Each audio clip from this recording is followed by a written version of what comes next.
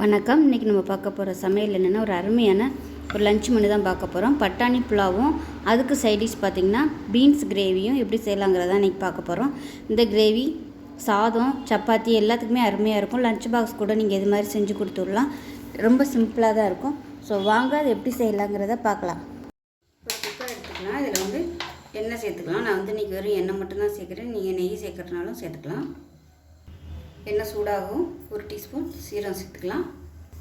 சீரகம் பொரியவும் ஒரு சின்னதாக ஒரு பிரியாணி இலை, ஒரு சின்ன துண்டு பட்டை, 2 கிராம்பு, ஒரு ஏலக்காய், கொஞ்சமாக கல்பாசி சேர்த்துக்கலாம்.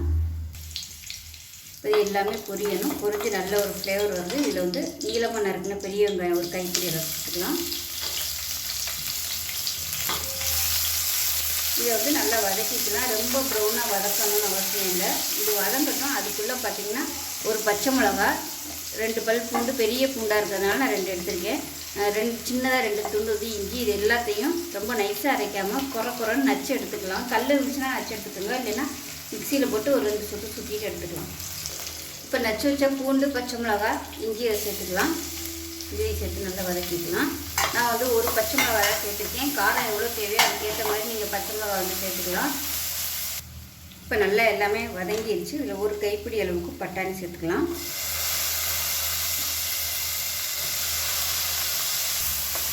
இதையும் சேர்த்து நல்லா வதக்கி விட்டுக்கலாம். இப்போ இதில் கொஞ்சமாக உப்பு சேர்த்துக்கலாம். இந்த பட்டாணியில் நல்லா சாரும், அதனால் இப்போவே சேர்த்திங்கன்னா தான் உள்ளே இறங்கும். இப்போ இதில் 1 டேபிள் ஸ்பூன் தயிர் சேர்த்துக்கலாம். இதுக்கு பதிலாக நீங்கள் லெமன் சேர்க்குறதுனாலும் சேர்த்துக்கலாம். என்கிட்ட இப்போதைக்கு லெமன் இல்லாதனால நான் தயிர் சேர்த்துருக்கேன். அப்படி இல்லைன்னா ஒரு 2 பீஸ் வர மாதிரி தக்காளி சேர்த்துக்கோங்க. ரொம்ப சேர்க்கக்கூடாது. லைட்டாக அந்த புளிப்பு டேஸ்ட்டுக்காக மட்டும்தான். அதெல்லாம் எல்லாமே நல்லா வதங்கிடுச்சு. 1/4 டீஸ்பூன் போல் கரம் மசாலா சேர்த்துக்கலாம்.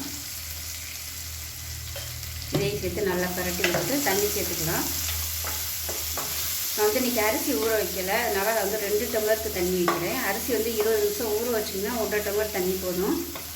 இப்போ நான் இன்னும் மறந்துட்டேன், ஊற வைக்காமே இப்போ ஸ்டார்ட் பண்ணிட்டேன். அதனால் ஊற வைக்க முடியல. அதனால் 2 டம்ளருக்கு நான் தண்ணி சேர்த்துக்கிறேன். கொஞ்சம் நல்லா சூடு பண்ணிவிட்டு சேர்த்துக்கோங்க. எப்போயுமே ஊற வைக்க மறந்துட்டிங்கன்னா நீங்கள் 1 டம்ளருக்கு 2 டம்ளர் தண்ணி வச்சிங்கன்னா சாதம் கரெக்டாக வரும். ஊற வைக்காமல் நீங்கள் 1.5 டம்ளர் தண்ணி எப்பயும் போல் 1.5 டம்ளர் வச்சிங்கன்னா சாதம் வேகாது, விதையாக இருக்கும். அது தண்ணி கொதிக்க ஆரம்பிக்கட்டும். இப்போ தண்ணி நல்லா கொதிக்குது. இதில் ஒரு 3 புதினா இலை மட்டும் சேர்த்துக்கலாம். ரொம்ப சேர்க்க வேணாம், ஜஸ்ட் ஃப்ளேவருக்காக மட்டும்தான். நம்ம அரிசியை சேர்த்துக்கலாம். சேர்த்து கலந்து விட்டுட்டு எப்பயும் வைக்கிற மாதிரி 2 விசில் விட்டிங்கன்னா போதும். 2 விசில் விட்டுட்டு ஸ்டீம் போனதுக்கப்புறம் உப்பு செக் பண்ணி பார்த்துட்டு உப்பு சேர்த்துக்கலாம். உப்பு கம்மியாக இருக்குது, கொஞ்சமாக உப்பு சேர்த்துக்கலாம். இப்போ குக்கரை மூடி வச்சுட்டு 2 விசில் விட்டு ஸ்டீம் போனதுக்கப்புறம் பார்க்கலாம். இப்போ சாதம் எப்படி இருக்குதுன்னு பார்க்கலாம். பாருங்கள், சாதம் சூப்பராக வந்திருக்கு. பாருங்கள், நம்ம ஊற வைக்கலை, ஆனால் 2 டம்ளர் தண்ணி வச்சு சூப்பராக வந்திருக்கு சாதம். நல்லா அப்படியே பொலன்னு இருக்குது. ஆறுச்சுன்னா இன்னும் நல்லா சூப்பராக வந்துடும். சாதமும் அருமையாக வந்திருக்காருங்க. ஒவ்வொரு சாதமும் அப்படியே நீளமாக இருக்குது. சூப்பராக வந்துருச்சு சாதம். ஒன்று கூட உடையலை பாருங்கள். நல்லா பரட்டி விட்டுலாம். அடியிலையும் பிடிக்கலை. அவ்வளோதான், அருமையான பட்டாணி புலாவ் ரெடி ஆயிடுச்சு.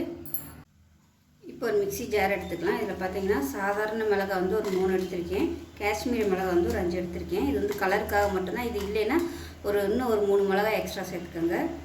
பூண்டு பல் 2 சேர்த்துருக்கேன். இஞ்சி பொடியாக கட் பண்ணது ஒரு 5-6 பீஸ் சேர்த்துக்கலாம்.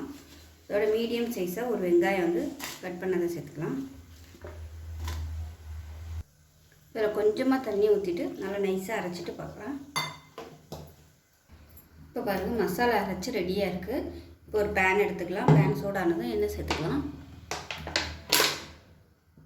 தேவையான அளவுக்கு எண்ணெய் சேர்த்துக்கலாம்.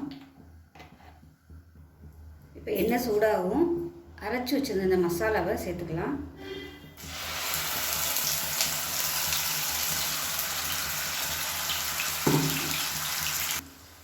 இப்போ இதை எண்ணெயில் நல்லா வதக்கி விட்டுக்கலாம். வெங்காயம்லாம் அரைச்சிருக்கிறதுனால நம்ம தாளிக்கையில் சேர்க்கணும்னு அவசியம் இல்லை. இப்போ மசாலா நல்லா வதங்கிட்டுருக்கு. இதில் பார்த்திங்கன்னா 1/2 டேபிள் ஸ்பூன் தனியாத்தூள், 1 டேபிள் ஸ்பூன் மிளகாத்தூள் சேர்த்துக்கலாம். இது கொஞ்சம் காரமாக இருந்தால் தான் நல்லாயிருக்கும். மஞ்சள்தூள் 1/4 table spoon, 1/4 teaspoon garam masala சேர்த்துக்கலாம். இது எல்லாத்தையும் வதக்கி விட்டுக்கலாம். இது எல்லாமே நல்லா அப்படியே எண்ணெய் பிரிஞ்சு வரணும். இந்த மசாலா எல்லாமே மசாலா நல்லா வதங்கிடுச்சு. இந்த ஓரம்லாம் நல்லா அப்படியே எண்ணெய் விட ஆரம்பிச்சிருச்சு. இந்த ஸ்டேஜில் ஒரு 150 கிராம் அளவுக்கு பீன்ஸ் வந்து இந்த சைஸுக்கு கட் பண்ணி வச்சுருக்கேன். இதை சேர்த்துக்கலாம். ரொம்ப பொடியாக கட் பண்ணக்கூடாது, இந்த சைஸுக்கு தான் கட் பண்ணணும். இப்போ இதையும் சேர்த்து நல்லா பரட்டி விட்டுக்கலாம். இன்றைக்கி வந்து நான் பீன்ஸ் சேர்த்துருக்கேன். இதுக்கு பதிலாக நீங்கள் முட்டை கூட சேர்க்கலாம். வேக விட்ட முட்டையை வந்து இதில் சேர்த்து நல்லா சிம்மரில் பரட்டி விட்டிங்கன்னா சூப்பராக இருக்கும். அதுவும் இப்போ இந்த பீன்ஸுக்கு தேவையான உப்பு சேர்த்துக்கலாம். சேர்த்து கலந்து விட்டுட்டு தண்ணி சேர்த்துக்கலாம். கொஞ்சமாக தண்ணி சேர்க்கணும். இந்த பீன்ஸ் வந்து ரொம்ப குழஞ்சி போகக்கூடாது. இதில் தண்ணி சேர்த்துக்கலாம். நான் சுடு தண்ணி காய வச்சு வச்சுருக்கேன். அதை தண்ணி சேர்த்துக்கலாம். லைட்டாக அதை முங்குற அளவு மட்டும் தண்ணி ஊற்றினா போதும். ஏன்னா பீன்ஸ் வந்து சீக்கிரமாக வெந்துடும். தண்ணி நிறையா இருந்துச்சுன்னா அப்படியே குழஞ்சி போயிடும், நல்லா இருக்காது. கலந்து விட்டுட்டு மூடி வச்சிடலாம். இப்போ கொதி வர ஆரம்பிக்கையில் அடுப்பு வந்து மீடியமாக வச்சுருங்க. ஏன்னா நம்ம தண்ணி வந்து கொஞ்சமாக ஊற்றிட்டா சீக்கிரம் ட்ரை ஆகிடும், அடி பிடிச்சிடும்னால கொதிக்க ஆரம்பிக்கவும் மீடியமான ஃப்ளேமில் வச்சுட்டு மூடி வச்சிடலாம். அப்பப்போ செக் பண்ணி பார்த்துக்கலாம். இப்போ பார்த்திங்கன்னா கிரேவி நல்லா அப்படியே எண்ணெய் பிரிஞ்சு வருது பாருங்கள். ரொம்ப தண்ணியாகவும் இல்லை, கரெக்டாக இருக்குது. இப்போ இதில் நல்லா ஒரு 2 டேபிள் ஸ்பூன் தயிர் சேர்த்துக்கலாம். தயிர் சேர்க்கல நல்லா அடிச்சுட்டு சேர்த்துக்கோங்க, இல்லைன்னா உங்களுக்கு அப்படியே திரியாக இருக்கும், மிக்ஸ் ஆகாது. இது வந்து நல்ல ஒரு டேஸ்ட்டு கொடுக்கும். நல்லா கலந்து விட்டுட்டு மூடி வச்சிடலாம். கெட்டியாக இருந்துச்சுன்னா நல்லா ஸ்பூன் வச்சு நல்லா அடிச்சுட்டு சேர்த்துக்கோங்க. எல்லாத்தையும் கலந்து விட்டாச்சு. கலந்து விட்டுட்டு மூடி வச்சிடலாம். நல்லா அப்படியே எண்ணெய் பிரிஞ்சு வரட்டும். இப்போ கிரேவி எப்படி இருக்குன்னு பார்க்கலாம். பாருங்கள், சூப்பராக வந்துடுச்சு. இந்த திக்னஸ் போதும்னா இதோட அமர்த்தியெல்லாம் நல்ல ஸ்மெல் வருது. ஒரு தக்காளியே இல்லாமல் ஒரு சூப்பரான கிரேவி ரெடி பண்ணிட்டோம். இப்போ வந்து அமர்த்திடலாம். கொத்தமல்லியில் சேர்த்துட்டு அமர்த்திடலாம். உப்பெல்லாம் செக் பண்ணி பார்த்துக்கோங்க. பார்த்துட்டு பத்தலைன்னா அதில் சேர்த்துக்கலாம். மிக்ஸ் பண்ணி விட்டோம்னா அருமையான பீன்ஸ் கறி ரெடி ஆயிடுச்சு. இப்போ பாருங்கள், அருமையான பட்டாணி சாதமும் பீன்ஸ் கறியும் ரெடி ஆயிடுச்சு. சூப்பராக இருக்கும் இந்த லஞ்ச் மணி. இதோட ஒரு முட்டை ஆம்லெட் வச்சிங்கன்னா நல்லாயிருக்கும். லஞ்ச் பாக்ஸ்க்கு நீங்கள் இது மாதிரி கொடுத்து விடலாம், நல்லாயிருக்கும். ஸோ இதே மாதிரி செஞ்சு பாருங்கள். செஞ்சு பார்த்துட்டு எப்படி வந்துச்சுங்கிறத சொல்லுங்கள்.